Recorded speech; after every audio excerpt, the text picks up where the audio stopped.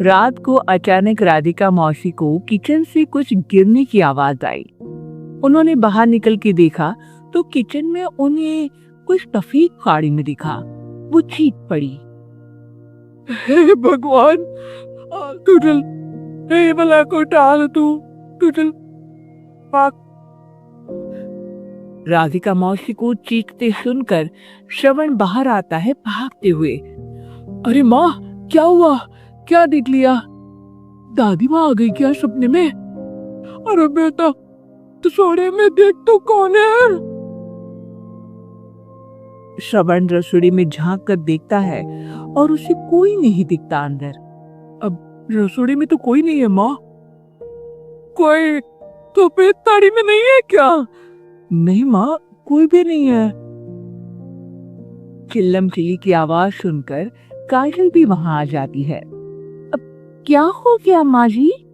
अरे बेटा, रसोई में एक चुड़ैल थी पेट ताड़ी में। अरे क्या कर रही थी वो अंदर? अरे बता नहीं, कल आएगी ना तो पूछ लूंगी। चुड़ैल जी, आपका क्या प्लान है? माँ जी, रात बहुत हो गई है, आपने कोई बुरा सपना देखा होगा, चलिए सो जाइए। राधिका मौसी सोने तो चली जाती है, पर उनको रात भर नींद ही नहीं आती। वो कुछ भी उलझुल बातें सोचने लगती है। कहीं चुड़ैल की वजह से तो घर में टेंशन नहीं हो रहा, कहीं उसी की वजह से तो वो दादी नहीं बन पा रही। सुबह जब राधिका मौसी रसोड़े में छानबीन करती है तो पाती है कि नींबू का अचार गायब है। चुड़ैल नींबू का अचार ले गई? मुझे तो ठीक नहीं लग रहा कुछ। चुड़ैल को भी पता है कि जिंदगी का असली मजा तो खट्टे में ही है। राधिका मौसी झट से श्रवण को फोन कर देती है।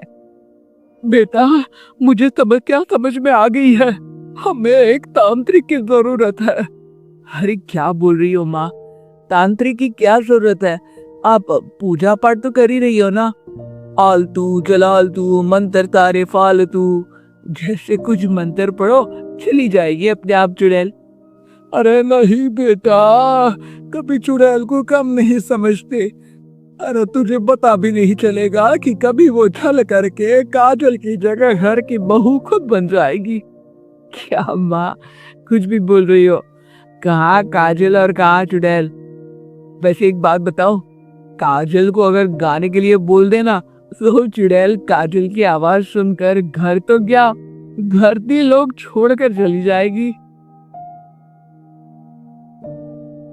तुम ना पढ़े लिखे बच्चे हर चीज को मजाक समझते हो। तुम रहने दो, मैं खुद ही तांत्रिक को बुला लेती हूँ। अच्छा सुन, शाम को इमली लेके आना। क्या है कि चटनी खाए बहुत दिन हो गए है ना? नहीं माँ, इमली तांत्रिक से ही मंगवा लो ना, आटा वगैरह भी उसी से पिसवा लेना। देखो, मुझे काम करना है। श्रवण रात को कई तरह की सब्जियों के साथ माँ के कहने पे चटनी के लिए इमली भी ले आया था, लेकिन राधिका मौसी के दिमाग में अलग ही फिल्म चल रही थी। उन्हें अब सिर्फ शक ही नहीं यकीन होने लगा था कि शायद चुड़ैल ने श्रवण पर अपना जाल बिछा दिया था, जिस वजह से श्रवण उनकी बात ही नहीं मान रहा था। पर कोई नहीं, आने वाली रात में राधिका मौसी खुद तैयार हो गई चुड़ैल को पकड़ने के लिए। रुद्राक्ष की माला, तुलसी का पत्ता, हनुमान चालीसा सब हाथ के पास ही था, बस चुड़ैल का इंतजार था।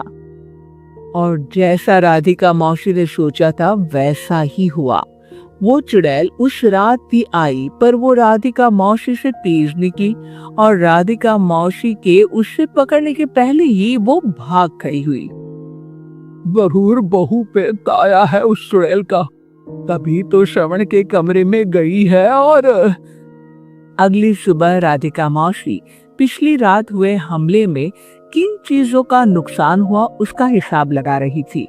उनके खेमे से एक आम के अचार की शीशी भी गायब हो चुकी थी और वो इमली भी जो कल श्रवण लेकर आया था राधिका मौसी इस बारे में सोच ही रही थी कि श्रवण जल्दी से रसोड़े में आकर दवाइयों की पोटली ढूंढने लगता है।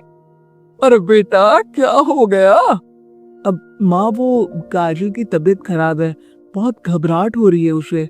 हे भगवान, मैंने पहले ही कहा था कि तांत्रिक को बुला लेते हैं, और नहीं, अब देखो, उस चुड़ैल ने काजल को अपने वश में करना शुरू भी कर दिया है।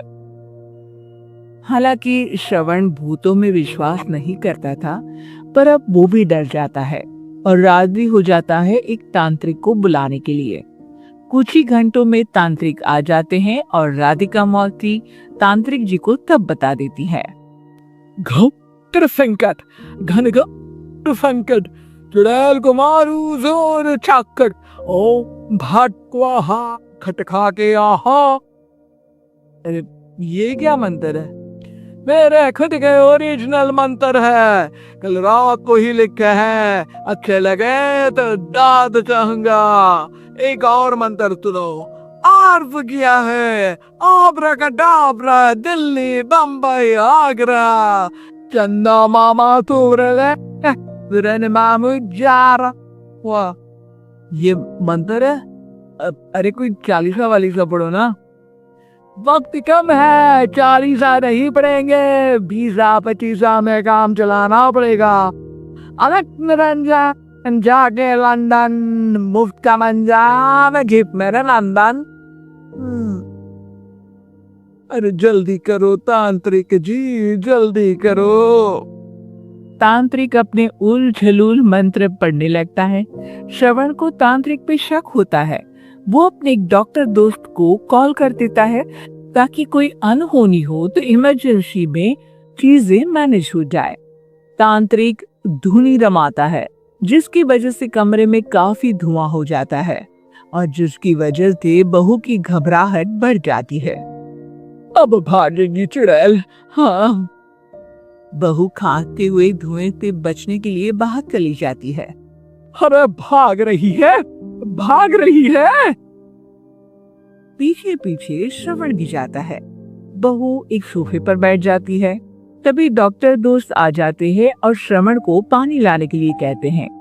थोड़ी चेकअप के बाद डॉक्टर कहते हैं, मेरे हिसाब से जाप का काम पूरा हो गया है। क्या मतलब? अरे कुछ भी नहीं माँ, कोई चुड़ैल नहीं है, खुशखबरी है, अब दादी बनने वाली है। मगर वो सब अचार के डब्बे। श्रवण दोनों अचार के डब्बे अपनी माँ को दिखाता है, जो कि उनके बिस्तर के नीचे छुपे हुए थे। हाँ, आपने तो ही बोला था माँ, वो चुड़ैल काजल ही थी जो खट्टा खा रही थी। हमें कल ही पता चला, पर हमने आपको ये तांत्रिक वाला काम करने दिया ताकि आपको भरोसा हो जाए कि भूत वगैरह कुछ होता ही नहीं। अच्छा अच्छा, ये तो बड़ी खुशी की बात है, पर बेटा मुझे एक झाड़ू तो ला दे। क्यों माँ? ये तांत्रिक का भूत उतारती हूँ मैं। अब तांत्रिक राधा मौसी के डर से घर से भाग निकलता है और राधा मौसी उसके पीछे भागती है। और संकट ये घनघोर है, तांत्रिक मुआ चोर है।